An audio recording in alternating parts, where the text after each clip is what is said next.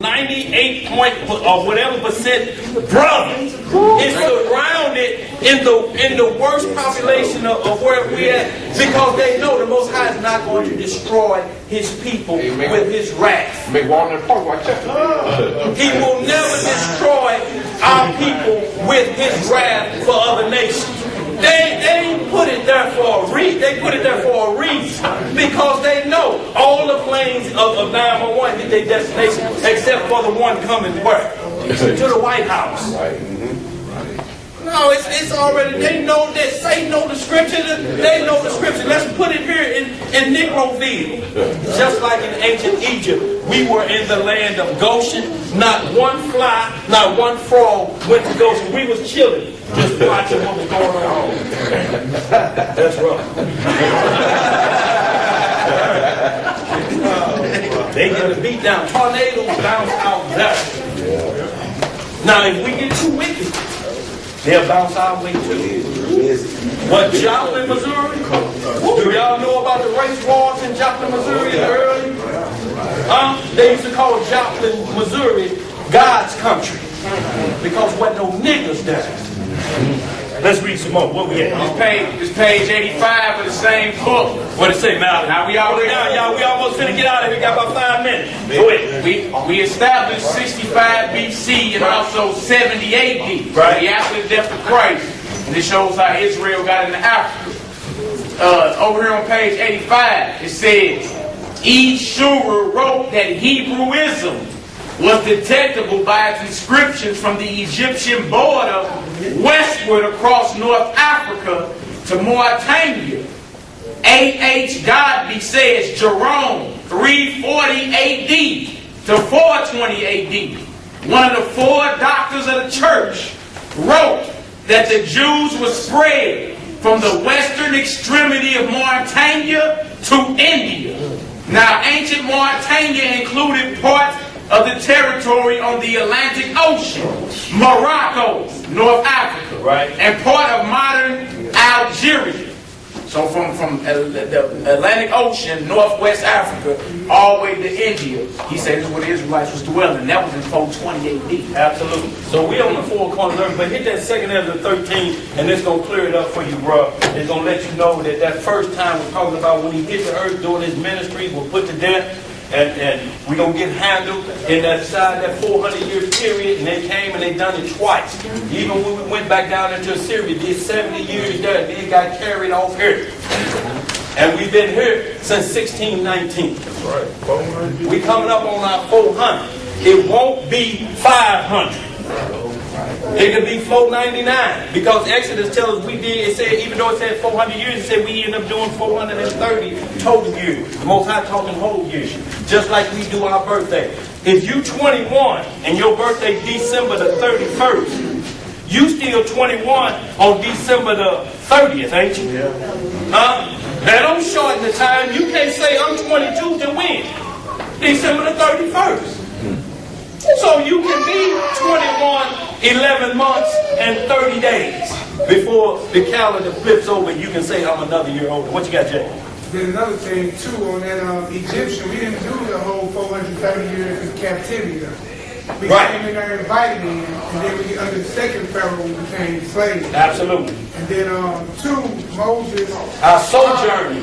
Right. Right, the whole time we was there.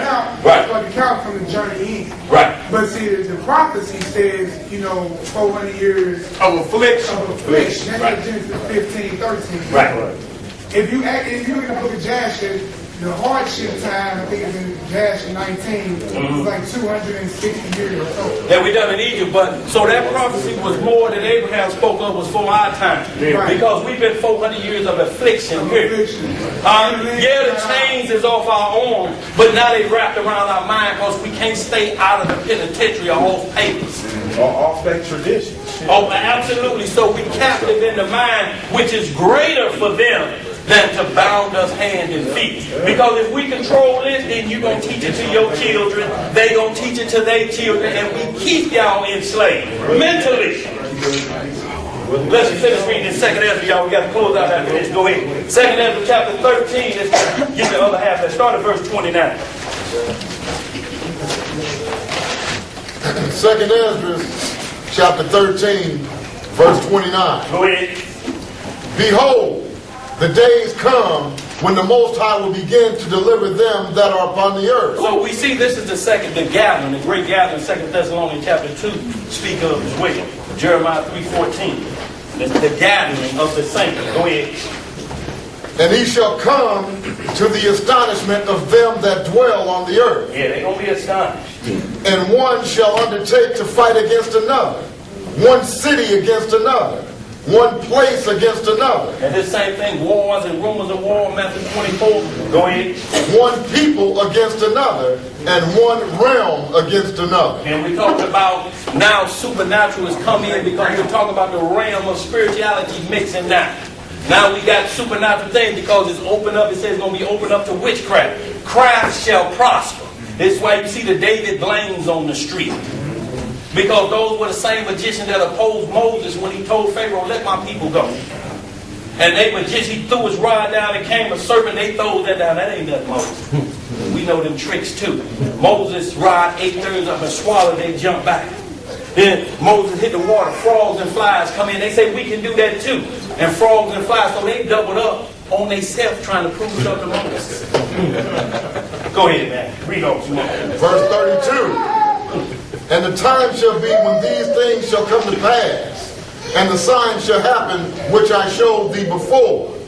And then shall my son be declared, whom thou sawest as a man ascending. What did we see him ascending at on the Mount of Olives? Did we read Acts 1? When the angel asked him, why do you men stand here gazing? The same way you see Christ ascending, he shall come back the same place. Zechariah 14 says that Christ shall stand and come back and stand on the Mount of Olives, the same place he left from. This is where Christ is coming back to, the Mount of Olives. That's what the prophecies say, and this is what it says, as you saw a man ascending. Acts 2:34 tells us no man has ascended into heaven but he who came down. That's Christ. David ain't ascended to the heavens. And Christ said in Acts 13:22, David had a heart like mine. He can't go up to the heavens and dwell with Christ. And his heart like Christ. Is our heart like Christ? Not if we was thinking what we was thinking last night. Not after we was flipping through the channels and seeing something just stop for a minute. Oh, he don't know what he's doing. You was on that whole half hour. Go ahead. Go ahead, let's finish this up, y'all. We're going to close out. Verse 33. And when all the people hear his voice. What they say when all the people what? Hear his voice. Right. Every man shall in their own land leave the battle they have one against another. And an innumerable multitude shall be gathered together, as thou sawest them, willing to come, and to overcome him by fight. Right. But he shall stand upon the top of the Mount Zion. Where are you going to stand upon? Upon the top of the Mount Zion. Mount Zion is the Mount of Olives, Jerusalem. It's not Mount Sinai. That's in Arabia. Galatians 4:25 tell you the difference in the two mountains. It said, yeah, that was the place at one time, but now it's holy Mount Zion. That's where the action is going to take place. You run back to Mount Sinai, you're running back to Aaron. You're pulling Christ back off the cross. He ain't showing back up there no more. We didn't do right on that mountain. But he said, in Jerusalem shall holiness be found, didn't he? Let's read some more. 36. And Zion shall come, right, and shall be showed to all men, right, being prepared and builded, like as thou sawest the hill graven without hand. Right. And this, my son, shall rebuke the wicked inventions of those nations. Right. Turn the page. Which for their wicked life are fallen into the tempest, and shall lay before them their evil thoughts, and the torments wherewith they shall begin to be tormented. Right. Which are like unto a flame. Unto a what? Unto a flame. In the lake of fire. Go ahead. And he shall destroy them without labor by the law, which is unto fire. Without labor like the law, which is unto fire. So we see the first time he came, he did die like men die. Because he had to. He had to come in the flesh and die. That was Isaiah 53. He had to perform that for us to get righteousness back on our side. Mm-hmm. Because every intercessor couldn't do it. Moses tripped. Adam tripped. Yeah. Samson tripped. Yeah. All of them was prepared to do what Christ was supposed to do, but they couldn't do it. That's what 1 Corinthians 15 come in and said the first man earthly, he couldn't do it. The second man, Christ, he's spiritual, he's going to do it. So y'all, we have to get off the earthly on what we own and get on the spiritual like Paul was talking about. Everything is spiritual first. Everything you read is spiritual. Fornication, spiritual, is taking on other gods. Read their doctrines. And then second is having knowledge after midnight with somebody other than who you married to. First, you can sleep around on Christ. That makes it easy for you to do it as a regular. And we have to understand what curses is. I'll put all these curses on you. Cursed be he that sleepeth with his father's wife. What we call him? MF. But we make it, why all nations call us, y'all really making MF sound good. You're bad, shut your mouth. You're bad MF. We got to be careful what we say. The word bastard is a curse word. He that don't know who his daddy is. That's a big problem for us at the family reunion. Sometimes we find out. That ain't your daddy, the mailman. Looking down at the tie shop is your real daddy. But these are what curse words are. He that doeth this shall be cursed. That's what a curse word is. We have to understand it ain't railing is something else. Railing is Cat Williams. I told that bad mother, I said that black MF and GD me and G. That's railing. That's not what we consider a curse word or under a curse. That's a difference. That's using every curse and it becomes part of your language. It's the only language you know. You holler things you ought not. Scripture tells us don't call no man fool. You're in danger of the lake of fire. Well, what's up, fool?